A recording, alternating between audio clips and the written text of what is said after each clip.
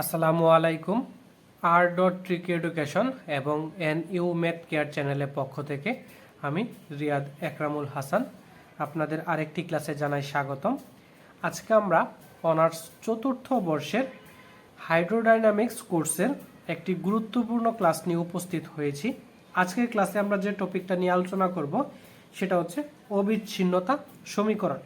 তো এই অবিচ্ছিন্নতা সমীকরণ আপনাদের ফাইনাল পরীক্ষার জন্য খুবই গুরুত্বপূর্ণ এবং এই অবিচ্ছিন্নতা সমীকরণটা ফাইনাল পরীক্ষায় ভিন্ন ভিন্ন ডাকে এসে থাকে। তো এই যে অবিচ্ছিন্নতা সমীকরণের উপপাদ্যটা আছে এটা আজকে আমরা প্রমাণ করে দেওয়ার চেষ্টা করব এবং যে ভিন্ন ভিন্ন ডাকগুলোতে প্রতি বছর এসে থাকে সেই ভিন্ন ভিন্ন ডাকগুলো আমি স্পেসিফিকলি আপনাদের লিখে দেওয়ার চেষ্টা করব যাতে করে আপনারা সেই ভিন্ন ভিন্ন ডাকেও যদি এই প্রশ্নটা এসে থাকে যেন আপনারা বিষয়টা বুঝতে পারেন। তাহলে চলেন আমি খাতার মধ্য থেকে আমরা উপপাদ্যটা প্রমাণ করে দেখাই। দেখেন খাতার মধ্যে আমার ডাকটুকু লেখা আছে। মূলত এই হাইড্রোডাইনামিক্স কোর্সের অধ্যায় 1-এর এই যে স্পেসিফিক উপপাদ্যটা আছে এটা কম বেশি প্রতি বছরই রেগুলারলি রিপিটেড আসতেছে। তবে প্রতি বছরের ক্ষেত্রেই ডাকের যে পরিবর্তনগুলো লক্ষ্য করা যায় ভিন্ন ভিন্ন ডাকে সেটা প্রতি বছরই কম বেশি আসতেছে। যেরকম আমাদের পরীক্ষার মধ্যে প্রশ্নটা আসতে পারে হচ্ছে এরকমভাবে যে ভরের নিত্যতা সূত্রের বর্ণনা দাও এবং ইহার গাণিতিক রূপ, এই যে গাণিতিক রূপটা এই আকারে প্রতিষ্ঠা করো। অথবা এটা আসতে পারে এরকমভাবে অবিচ্ছিন্নতার সমীকরণকে এই আকারে প্রতিষ্ঠা করো। অথবা এই ডাকটুকু এভাবেও আসতে পারে যে অসংনম্য প্রবাহের ক্ষেত্রে অবিচ্ছিন্ন সমীকরণটি বের করো। যেভাবে আসুক না কেন অবশ্যই আপনি ফাইনাল পরীক্ষায় যেন আইডেন্টিফাই করতে পারেন যে এটা আসলে অবিচ্ছিন্নতার সমীকরণের কথাই বলছে। ওইটার জন্য আপনারা অবশ্যই প্রত্যেকটা ডাক খাতার মধ্যে নোট করে রাখবেন যেন যেভাবে আসুক না কেন আপনি পরীক্ষার মধ্যে বুঝতে পারেন যে কোন প্রশ্নটা আসছে। তাহলে চলেন আমরা এটার প্রত্যেকটা পার্টের ব্যাখ্যা করে আপনাদেরকে বুঝিয়ে দেওয়ার চেষ্টা করব। তো প্রথমত যে পার্টটুকু আছে সেটা হচ্ছে বরের নিত্যতা সূত্রের বর্ণনা দাও। তাহলে বরের যে নিত্যতার সূত্রটা সেই সূত্রটা আমরা প্রথমত লিখে দিবেন যে বরের নিত্যতা বা সংরক্ষণশীল সূত্র। প্রবাহিতে বরের সৃষ্টি বা ক্ষয় নেই, এটাই মূলত হচ্ছে বরের নিত্যতার সূত্র। মানে মানের কোনো কি হবে না, বৃদ্ধি বা কমতি হবে না, মানে কোনো বৃদ্ধি বা কি হবে না, কমতি হবে না। বরের নিত্যতার বা সংরক্ষণশীল সূত্রের গাণিতিক প্রকাশই হচ্ছে অবিচ্ছিন্নতার সমীকরণ। এই যে বরের নিত্যতার সূত্রটা আছে এই সূত্রটার গাণিতিকভাবে যে প্রকাশটা সেই গাণিতিক প্রকাশটাই মূলত হচ্ছে অবিচ্ছিন্নতার সমীকরণ। তাহলে চলেন এখন আমরা মূল প্রমাণে চলে যাই। যদি আমাদের বরের নিত্যতার সূত্রের কথা প্রশ্নের মধ্যে উল্লেখ না থাকে তাহলে আপনারা এটুকু দিবেন না, সরাসরি এখান থেকে প্রমাণটা শুরু করবেন। আর যদি বরের নিত্যতার সংজ্ঞাটা চায় তাহলে এইটুকু লিখে তারপরে প্রমাণটা আপনারা শুরু করবেন। তো দেখেন এখন এখান থেকে যদি আমরা প্রমাণটা শুরু করি, মূলত আমাদের যে বিষয়টা বলছে যে অবিচ্ছিন্নতার সমীকরণকে প্রতিষ্ঠা করার জন্য, তো প্রতিষ্ঠা করার জন্য আমরা কিছু টার্ম আমরা ধরে নিব। যে ধরি বা মনে করি একটা চলমান প্রবাহে আবদ্ধ তল হচ্ছে এস। এই যে আমাদের চলমান প্রবাহটা আছে এই সমস্ত প্রবাহটা আমরা ধরে নিলাম হচ্ছে আবদ্ধ একটা তল, মানে চার দিক থেকে আবদ্ধ। সেই আবদ্ধ তলটা হচ্ছে আমাদের এস এস যা ভি আয়তনের প্রবাহ ধারণ করে। এই এস যে আমাদের আবদ্ধ তলটা আছে এই আবদ্ধ তলের ভিতরে একটা ভি আয়তনের প্রবাহ সে কি করতেছে, ধারণ করতেছে।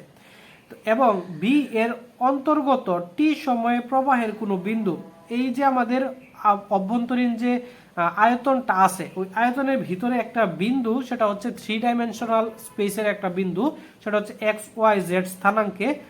ওই বিন্দুর ক্ষেত্রে বিন্দুতে প্রবাহের ঘনত্ব, এখন ঘনত্ব যদি আমি বের করতে চাই তাহলে সেটা কিন্তু একটা নির্দিষ্ট সময়ে সেই প্রবাহের ঘনত্বটা বের করতে হবে।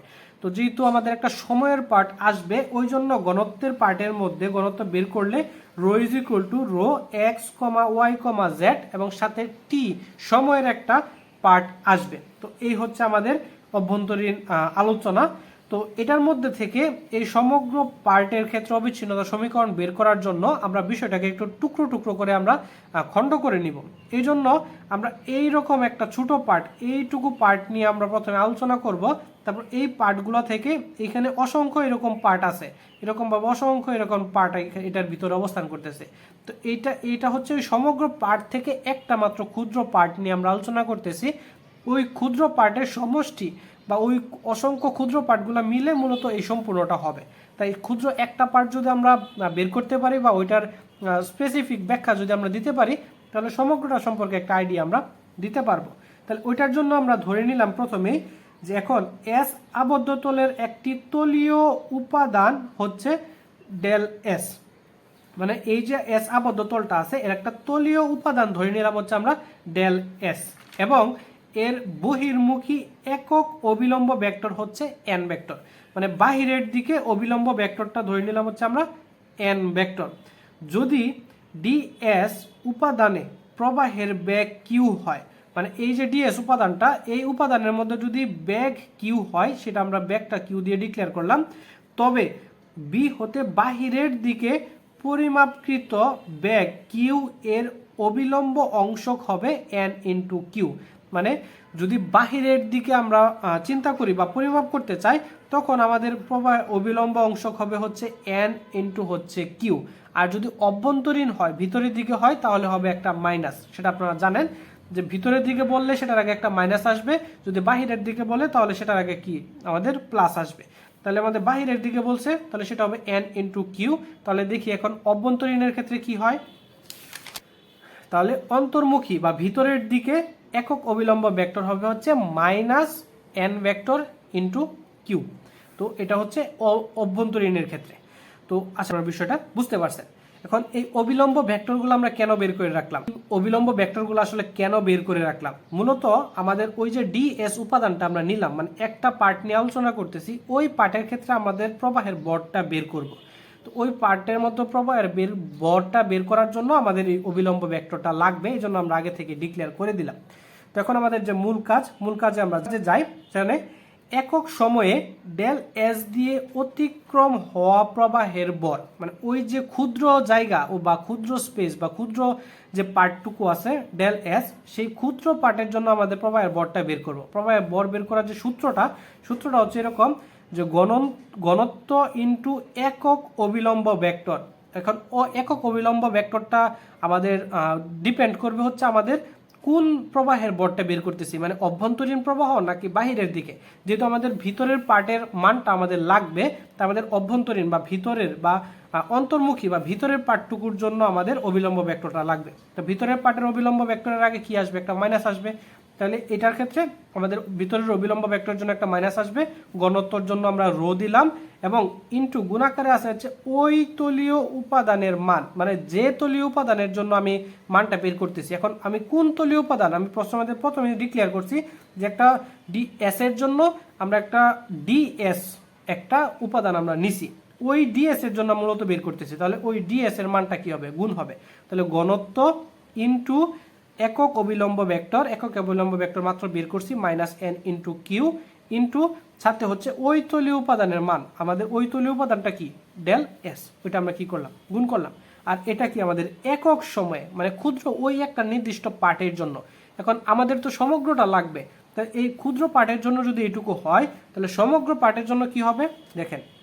এখন মোট আবদ্ধ তলে প্রবাহের সম্পূর্ণ বর, মানে সম্পূর্ণটার জন্য কি হবে, সম্পূর্ণটার জন্য জাস্ট এটার আগে আমাদের সম্পূর্ণটার ইন্টিগ্রেশন আমরা দিয়ে দিব। এখানে ডিএস মানে ডেল এস ছিল ক্ষুদ্র পার্টের জন্য, তাহলে এখানে দিব ডিএস মানে সমগ্র পার্টের জন্য, এবং ইন্টিগ্রেশন দিয়ে দিব এস, মানে যতগুলো এরকম ক্ষুদ্র ক্ষুদ্র পার্ট যুক্ত হইতে পারে সবগুলো আমরা একসাথে দিয়ে দিলাম ইন্টিগ্রেশন অফ এস। তারপর এখানে মাইনাস ছিল, মাইনাসটা আমরা প্রথমে বাইরে বের করে দিলাম, minus rho N into Q D S. আশা করি বুঝতে পারছেন। এখানে ক্ষুদ্র পরিবর্তন ছিল, এই জন্য হচ্ছে ডেল, মানে ক্ষুদ্র ছোট এরিয়া নিয়ে কাজ করছিলাম, এই জন্য ডেল এস। এখন সমগ্রটা নিয়ে যেহেতু কাজ করতেছি, এই জন্য এটা কি ডি এস। এখন এই পার্ট থেকে আমরা ব্যাগের রূপে কনভার্ট করব। তো ব্যাগের দিকে যদি আমরা কনভার্ট করতে চাই, তাহলে আমাদের গাউসের ডাইভারজেন্স উপপাদ্য থেকে আমরা লিখতে পারি। আর এই গাউসের ডাইভারজেন্স উপপাদ্যটা মূলত আমরা ক্যালকুলাস 2 বইয়ের চ্যাপ্টার যে 14 ছিল, ওই চ্যাপ্টার 14-এর মধ্যে আমরা 3টা কিন্তু থিওরম পড়তাম। আশা করি সবার মনে আছে যে গাউসের ডাইভারজেন্সেরটা পড়তাম, তারপর হচ্ছে স্টোকসের উপপাদ্য পড়তাম, তারপর গ্রিনের একটা উপপাদ্য ছিল, সেগুলো পড়তাম। ওই 3টা উপপাদ্য আমাদের ওই ক্যালকুলাস 2 এর চ্যাপ্টার 14-তে ছিল। ওইখান থেকে ডাইভারজেন্সের যে উপপাদ্য, সেটা থেকে আমরা পড়ে আসছি হচ্ছে বিষয়টা এরকম থাকে যে যদি আমাদের এস আবদ্ধ তলের জন্য থাকে সেটাকে যদি আমাদের আয়তনে কনভার্ট করি, সেটার জন্য আমাদের ইন্টিগ্রেশনের সামনে একটা ডেল আসবে, ডেল ইন্টু এ ডিবি। এখানে ছিল ডিএস, এটা ডিবি হবে, একটা এ আমাদের ডেল আসবে। তাহলে এটা আমরা জাস্ট কনভার্ট করব। এখানে যে পার্টটুকু আছে এখান থেকে আমাদের ডেল আসবে, এস এর পরিবর্তে আসবে হচ্ছে বি, এই ডি এস এর পরিবর্তে যাবে হচ্ছে ডিবি, এখান থেকে হলো রো এবং কিউ। আর এই এনটা মূলত হচ্ছে আমাদের কি, ওই যে পরিবর্তনটা আমাদের যে দিকের নির্দেশ করতেছে, আমাদের দিকটা তো যে কোনো সময় পরিবর্তন হইতে পারে। তো ঘনত্বটা রাখবো এবং আমাদের ব্যাগটা রাখবো ডিবি, তারপরে হচ্ছে আমাদের যেহেতু এস ছিল এখানে আমাদের কি দিব বি। এই হচ্ছে আমাদের গাউসের ডাইভারজেন্স উপপাদ্য দিয়ে আমরা কি করলাম, কনভার্ট করলাম। এখন এইটুকু পার্ট এই পর্যন্ত থাকলো। এখন আবার টি সময়ে আবদ্ধ তল এস এর বি আয়তনের প্রবাহের বর হচ্ছে এটা, সরাসরি এটা সূত্র, মানে একটা নির্দিষ্ট সময়ে আবদ্ধ তলের এস এর জন্য বি আয়তনের প্রবাহের বর হচ্ছে এটা। তো এখন বর বৃদ্ধির হার, এখন বৃদ্ধির হার মানে কি, সময়ের সাপেক্ষে পরিবর্তন। বৃদ্ধির হার মানে হচ্ছে সময়ের সাপেক্ষে পরিবর্তন। তো এই যে আমাদের প্রবাহের বরটা আছে, এই ভরটা সময়ের সাপেক্ষে কি পরিবর্তন হচ্ছে সেটা হচ্ছে বর বৃদ্ধির হার। তাহলে আমাদের সময়ের সাপেক্ষে পরিবর্তন মানে কি, আমাদের টি এর সাপেক্ষে অন্তরীকরণ করতে হবে। তাহলে ডেল বাই ডেল টি কোন পার্টটাকে, এই যে আমাদের প্রবাহের বরটা আছে এই প্রবাহের বরটাকে আমাদের টি এর সাপেক্ষে অন্তরীকরণ করব। তো এই যে আমাদের প্রবাহের বর যে ঘনত্ব রো আছে, এই রোটা কিন্তু আমাদের এক্স ওয়াই জেড এর একটা কি ছিল, আমাদের উপাদান ছিল। আমরা প্রথমে ডিক্লেয়ার করে আসছি যে রো মানে কত, এক্স ওয়াই জেড এবং টি এর একটা ফাংশন ছিল। তো যেহেতু রোটা আমাদের মানে ফিক্সড বা ধ্রুবক না, তাহলে কিন্তু এটাকে অন্তরীকরণ করার যোগ্য বা অন্তরীকরণ করা যাবে। যদি আমাদের এটা ধ্রুবক পথ হইতো তাহলে কিন্তু আমরা প্রথমে ধ্রুবকটা নিয়ে আসতাম। যেহেতু ধ্রুবক না, এই রোটা ধ্রুবক না, এই জন্য আমরা এটাকে অন্তরীকরণ করব। তাহলে অন্তরীকরণটা ভিতরে দিয়ে দিলাম, del rho by del t আমাদের ইন্টিগ্রেশন অফ বি ডিবি। এ পর্যন্ত আশা করি সবাই বুঝতে পারছেন। এখন এই যে পার্ট পর্যন্ত আমরা লিখলাম, এখন এখানে আমাদের যে নিত্যতার সূত্র, মানে ভরের যে নিত্যতার সূত্র, ওই সূত্রটা আমাদের অ্যাপ্লাই করতে হবে। তো ভরের নিত্যতার সূত্র থেকে আমরা কি পড়ে আসছি, যে ভরের নিত্যতার সূত্রের মধ্যে আমরা প্রথমে ডিক্লেয়ার করে দিয়ে আসছি যে প্রবাহের কোনো কি হবে না, বৃদ্ধি বা কমতি হবে না। এটা ছিল আমাদের নিত্যতার সূত্রের মেইন টপিক বা মেইন কথাটা। তাহলে আমরা জাস্ট এটাই লিখবো যে ভরের নিত্যতার সূত্র হতে অন্তর্মুখ বা বহির্মুখের অনুপস্থিতিতে, মানে বাহির থেকে কোনো চাপ বা অভ্যন্তরীণ ভিতরে কোনো চাপ যদি প্রয়োগ না হয় বা কোনো প্রকার পরিবর্তন যদি বাহির থেকে বা ভিতর থেকে করা না হয়, তবে এস সীমানায় বি আয়তনের প্রবাহের কোনো বৃদ্ধি বা কমতি হবে না। এটা নিত্যতার সূত্র। আমাদের বাহির থেকে যদি কোনো কিছু প্রয়োগ না করি বা অভ্যন্তরে যদি নিজেদের ভিতরে কোনো পরিবর্তন বা নিজেদের ভিতরে কোনো শক্তির আদান প্রদান না ঘটে, তাহলে কিন্তু আমাদের কি হবে না, প্রবাহের কোনো বৃদ্ধি বা কমতি হবে না। এখন বৃদ্ধি বা কমতি কোনো কিছু না হয়, তাহলে আমরা কি বলতে পারবো, তাহলে মোট আবদ্ধ তলের সম্পূর্ণ বর এবং বর বৃদ্ধির হার কিন্তু সেম থাকবে। কারণ আমাদের বর কোনো বৃদ্ধি হইতেছে না, যেহেতু আমরা প্রথমে ডিক্লেয়ার করছি বৃদ্ধিও হবে না কমতিও হবে না, তার মানে সেটা সবসময় কি থাকবে, স্টেবল থাকবে। তার মানে আমরা যদি একটা কাল্পনিক বিবেচনা করি যে একটা বরটা বৃদ্ধি হইতেছে বা একটা হারে সেটা বৃদ্ধি পাইতেছে, সেই হারটা অবশ্যই ওই সম্পূর্ণ বরের সমান হবে। কেননা যেহেতু বাস্তবে সেখানে কোনো পরিবর্তন হইতেছে না, কিন্তু আমরা একটা পরিবর্তন হইতেছে এরকম একটা কাল্পনিক চিন্তা করতেছি, তাহলে ওই পরিবর্তনের যে হারটা, সেই হারটা সম্পূর্ণ বরের সমানই হবে আলটিমেটলি। ঠিক আছে, আলটিমেটলি কোনো যাতে মানে আমাদের বৃদ্ধি না হয় সেজন্য সম্পূর্ণ বরের সমানই আমাদের কি পরিবর্তনের হারটা ধরা যায় বা ধরতে পারবো। তাহলে আমরা বলতে পারবো যে সম্পূর্ণ যে বর সেটা আমাদের কি বর বৃদ্ধি হারের কি হবে, সমান হবে। তাহলে আমাদের বলতে পারবো যে এইটুকু পার্ট ইজ ইকুয়াল টু এইটুকু পার্ট, মানে দুটা পার্ট কি হবে, সমান হবে। তাহলে আমরা লিখলাম প্রথমত এই যে পার্টটুকু ইজ ইকুয়াল টু মাইনাস এই যে উপরে যে পার্টটুকু আছে এটা আমরা সরাসরি এখানে কি করলাম, লিখে দিলাম। এখন এই দুইটা পার্ট থেকে দেখেন আমরা ইন্টিগ্রেশন অফ বি এটা আমাদের সিমিলার আছে, ডিবি এটা সিমিলার আছে, তো এই দুইটা আমরা কমন নিয়ে নিব। দেখেন আমাদের এই ইন্টিগ্রেশন অফ বিটা আমরা কমন নিয়ে নিলাম। তাহলে প্রথম পার্ট থেকে থাকে হচ্ছে del rho by del t, এই পার্টটুকু ডান পাশে ছিল বাম পাশে নিয়ে আসলাম, মাইনাস ছিল প্লাস হয়ে যাবে, প্লাস তারপর হচ্ছে ডেল ইন্টু রো কিউ এবং এই ডিবিটাও দুইটার পার্ট থেকে আমরা কি করে নিলাম, আমরা কমন নিয়ে নিলাম, ইজ ইকুয়াল টু হচ্ছে 0। তো এখন এটুকু পার্ট থেকে আমরা যদি ইন্টিগ্রেশন করে দিই, তাহলে এই ইন্টিগ্রেশন এবং ডিফারেন্সিয়েশন কাটাকাটি যাবে, তাহলে থাকবে হচ্ছে del rho by del t plus এখানে হচ্ছে ডেল ভেক্টর বা নেবলা ভেক্টর ইন্টু তারপরে হচ্ছে আমাদের rho q is equal to হচ্ছে 0। এই পর্যন্ত হচ্ছে আমাদের অবিচ্ছিন্নতার সমীকরণ। এই যে পার্টটা এটাই হচ্ছে মূলত আমাদের অবিচ্ছিন্নতার সমীকরণ। এখন আপনারা বলতে পারেন এখানে একটা পার্ট লেখা আছে, সেটা হচ্ছে এস অনির্দিষ্ট সুতরাং বি অনির্দিষ্ট। আসলে এটুকু পার্ট দিয়ে কি বোঝানো হইলো দেখেন, আমরা প্রথমত যে এসটা ধরছি, এস যে এরিয়া বা যে আবদ্ধ তলটা এস হিসাবে আমরা ধরছি, এই এসটা আসলে কি ছিল? এসটা ছিল একটা চলমান প্রবাহে আবদ্ধ তল এস, মানে একটা চলমান প্রবাহের মধ্যে থেকে একটা আবদ্ধ এরিয়া আমি ধরে নিয়েছিলাম এস। এখন চলমান প্রবাহটা কতটুকু বড় বা কতটুকু এরিয়া নিয়ে আসে সেটা কিন্তু আমরা জানি না। তার মানে একটা অনির্দিষ্ট পার্ট আমি ধরছি, সেটা হচ্ছে এস। এখন ওই অনির্দিষ্ট পার্ট যেহেতু এসটা ধরছি, সেই এসটা আমি কতটুকু এরিয়া নিয়ে আবদ্ধ করছি সেটারও কিন্তু কোনো স্পেসিফিক আমাদের ব্যাখ্যা বলা নাই। তাহলে তার ভিতরে যে বি আয়তনটা হবে সেটাও কি না, নির্দিষ্ট না। যেহেতু এসটাই নির্দিষ্ট না, তার ভিতরের আয়তনটাও কি না, নির্দিষ্ট না। জাস্ট এটা এখানে বলা হয়েছে। তো এই যে পার্টটা পাইলাম, এটাই হচ্ছে মূলত আমাদের কি অবিচ্ছিন্নতার সমীকরণ। আর এই অবিচ্ছিন্নতার সমীকরণকে আবার বলা হয় অয়লারের অবিচ্ছিন্নতার সমীকরণ। তো যদি শুধু অবিচ্ছিন্নতার সমীকরণ বের করতে বলে এ পর্যন্ত লিখলে আমাদের প্রমাণটা কি হয়ে যাবে। আর যদি আমাদের প্রথমে প্রশ্নের মধ্যে যে পার্টটুকু ছিল যে সূত্রের একটা ডাক দিয়ে বলে দেয় যে এটা প্রতিষ্ঠা করো, সেই ক্ষেত্রে আমাদের সবসময় প্রশ্নের মধ্যে বলে দেওয়া থাকে হচ্ছে এরকম ডেল বাই ডেল টি লন রো প্লাস আমাদের ডেল প্লাস হচ্ছে q vector is equal to 0, এইটুকু আমাদের প্রতিষ্ঠা করতে বলে। তো এইটুকু আমরা কিভাবে প্রতিষ্ঠা করব দেখেন, মূলত এই যে আমরা অবিচ্ছিন্নতা সমীকরণটা পাইলাম, এই অবিচ্ছিন্নতা সমীকরণ থেকে আমরা প্রতিষ্ঠাটা করব। তো এই অবিচ্ছিন্নতা সমীকরণ থেকে আমরা লিখতে পারি যে অবিচ্ছিন্নতা সমীকরণকে নিম্নরূপে লেখা যায়। দেখেন এই ডেল মানে কি? ডেল মানে মূলত হচ্ছে আমাদের কি অন্তরীকরণ। এই ডেলকে কিন্তু আমরা এরকমভাবে লিখতে পারি, ডেল ইজ ইকুয়াল টু হচ্ছে i vector del by del x plus j vector del by del y. মানে আমাদের যতগুলা পার্টের থাকবে, যেহেতু এটা 3 ডাইমেনশনাল স্পেস, তাহলে এখানে জেটও আসবে। মূলত এখানে ডেল দ্বারা কিন্তু অন্তরীকরণই বোঝাচ্ছে। তাহলে আমাদের এটুকু যদি অন্তরীকরণ বিবেচনা করি, তাহলে এখানে ইউবির সূত্র অ্যাপ্লাই হইতেছে। তো ইউবির সূত্র যদি আমি অ্যাপ্লাই করি, দেখেন মানে কিউকে ধরলাম হচ্ছে ইউ, এই রোটাকে ধরলাম হচ্ছে আমাদের বি। তাহলে দেখেন ইউ স্থির, বি এর অন্তরীকরণ, ডেল রো বি এর অন্তরীকরণ প্লাস এখন রো স্থির, কিউ এর অন্তরীকরণ ইজ ইকুয়াল টু হচ্ছে 0। ইউবি সূত্র অ্যাপ্লাই করলাম, বাম পাশে যা ছিল তা এভাবেই আছে। এখন এই প্রথম দুইটা পার্ট থেকে আমরা এই রোটা কমন নিয়ে নিলাম, এখানে রো আছে এখানে রো আছে, এই রো দুইটা কমন নিয়ে নিলাম। এখানে হচ্ছে del by del t plus q vector, এখানে একটা ভেক্টর চিহ্ন হবে, q vector into del vector এবং রোটা আমরা কমন নিয়ে নিলাম। এখন এই যে পার্টটুকু, এই সমগ্র পার্টটুকু সমান সমান আমরা লিখতে পারবো হচ্ছে এই যে এই পার্টটুকু, এই সম্পূর্ণ পার্টটুকু সমান সমান লিখতে পারবো হচ্ছে আমরা ডি রো বাই ডিটি। এখন এই পার্টটুকু আসলে আমরা কিভাবে লিখতে পারি দেখেন, এখানে মূলত আমরা যে বিষয়টা লিখলাম, আমাদের লিখলাম হচ্ছে ডি রো বাই ডিটি। এখন এই লাইন থেকে আমরা উপরের লাইনটা প্রমাণ করে দেখাবো আসলে কিভাবে আমরা লিখতে পারলাম। তো এই পার্টের মধ্যে যদি আমরা চেইন রুল অ্যাপ্লাই করি, তাহলে আমরা লিখতে পারবো হচ্ছে এরকমভাবে del rho by del X D x by DT. Chain rule আশা করি সবাই জানেন। তার পরবর্তীতে হচ্ছে plus del rho by del Y D Y divided by হচ্ছে DT plus del rho by del Z D Z divided by DT. যেহেতু এই রোটা আমাদের 4 ডাইমেনশনাল, প্রথমে কিন্তু আমরা ব্যাখ্যা করছিলাম রো ইজ ইকুয়াল টু কিন্তু রো এক্স ওয়াই জেড এবং টি এর একটা কি স্থানাঙ্ক বা পার্ট।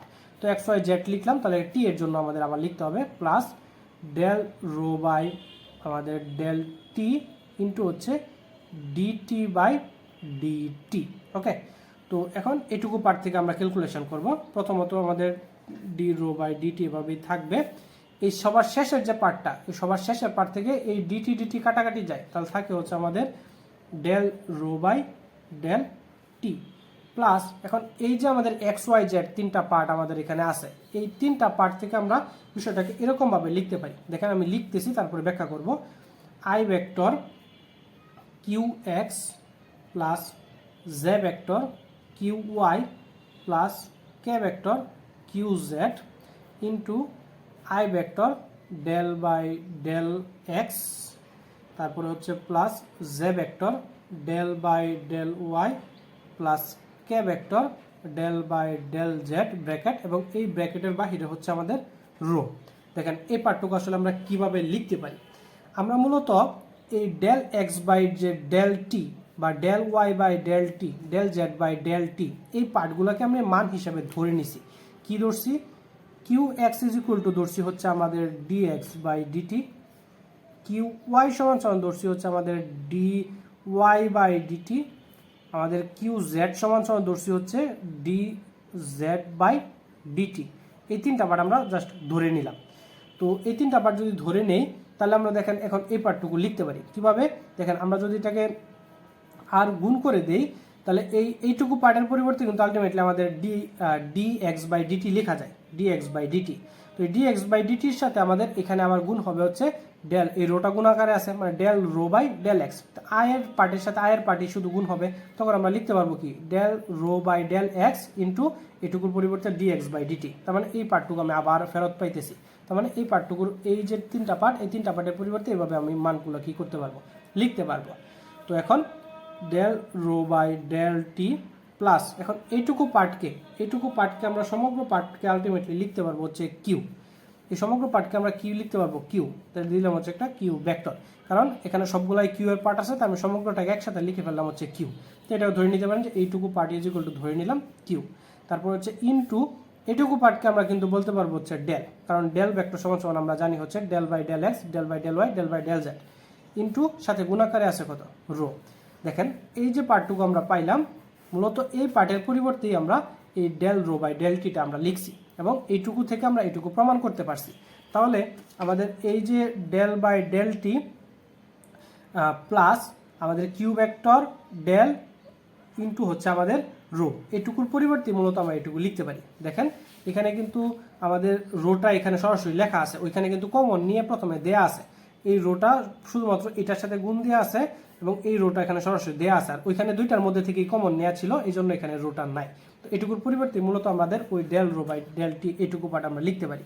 এবং ডান পাশের যে পার্টটুকু ছিল আমাদের rho del vector into q, এই সম্পূর্ণ পার্টটা এভাবে কি রয়ে গেছে। তো এটাকে ধরলাম হচ্ছে আমরা 2 নং সমীকরণ।